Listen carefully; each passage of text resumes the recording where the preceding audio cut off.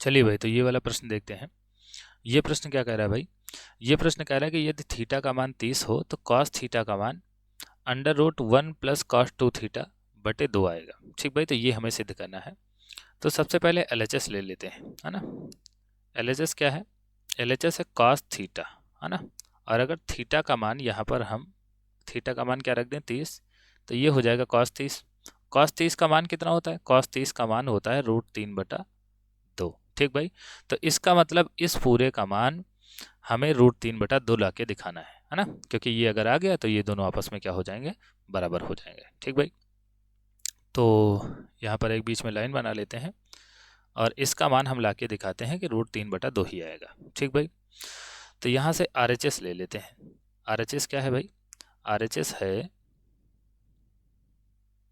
RHS ये वाला है, तो यहाँ से ले लेते हैं ये RHS। तो 1 प्लस कॉस 2 थीटा और बटे 2। ठीक भाई, अब देखो यहाँ पर थीटा का मान रख देते हैं, तो 1 प्लस कॉस 2 थीटा, है ना। अब देखो कॉस कॉस 2 और थीटा का मान है 30, तो ये हो जाएगा 2 गुणे 30, है ना। कॉस 2 गुणे 30 और बटे 2।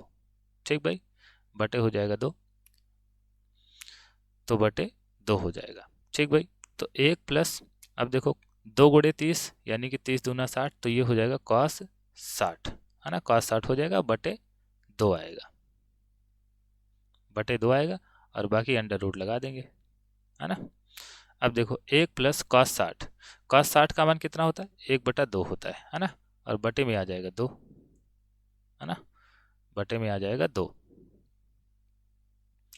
तो बटे में 2 हो गया और पूरे पर अंडर रूट, है ना। पूरे पर अंडर रूट। अब देखो भाई, ये हो जाएगा 2 1 कम 2 और 2 1 3, है ना। 2 1 3 हो जाएगा, तो ये हो जाएगा 3, ये 2 1 कम 2, 2 प्लस 1, 2 प्लस 1 और बटा 2 और बटे के नीचे फिर से 2।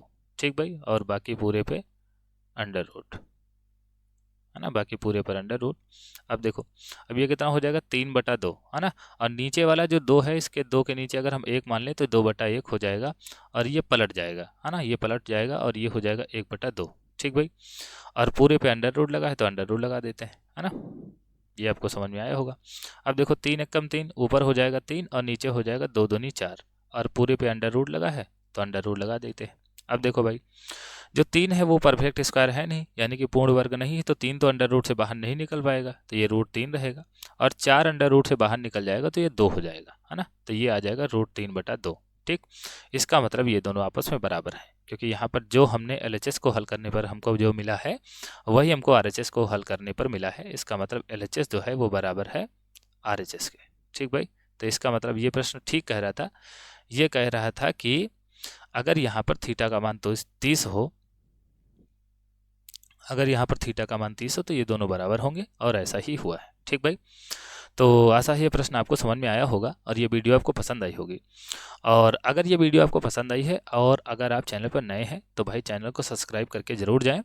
और वीडियो पसंद आई हो तो भाई लाइक करें, कमेंट करें, और मिलते हैं अगली वीडियो में। तब तक के लिए धन्यवाद।